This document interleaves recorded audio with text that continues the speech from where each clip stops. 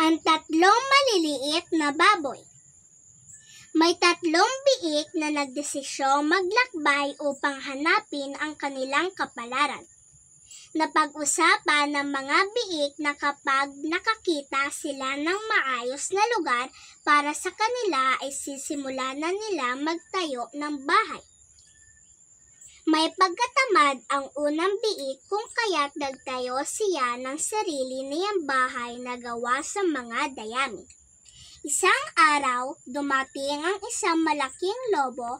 Sa isang malakas na pag-ihip lamang ay napatumba nito ang bahay na ginawa ng unang biik. Sa takot na makain ng lobo ang unang biik ay nagtatakbo siya patungo sa ikalawang biik. Wais naman si pangalawang biik kaya nagtayo siya ng kanyang bahay na gawa sa kahoy at pawid. Ngunit nang dumating na naman ang malaking lobo, natulad lamang ang kanyang bahay sa naunang biik. Sa takot ng dalawang biik ay nagtatakbo naman sila patungo sa bahay ng ikatlong biik. Ang ikatlong biik ay masipag at matalino. Nagtayo siya ng bahay na gawa sa bato. At hindi nga nagtagal ay dumating na ang malaking lobo.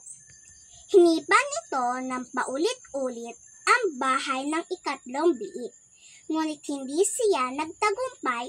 Naiisip ng lobo na magdaan sa tsimeniya upang makapasok sa loob. Dahil sa nangyari sa naunang dalawang bahay ng mga biik, naglagay sila ng apoy at nagsalang doon ng mainit na tubig upang sa ganon ay mapaso at masunog ang lobo kung sakali mang dumaan ito sa tsimeniya.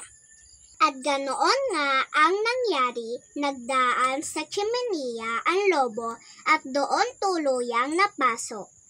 Nagtatakbo ang lobo sa sakit at hindi na muling nagbalik.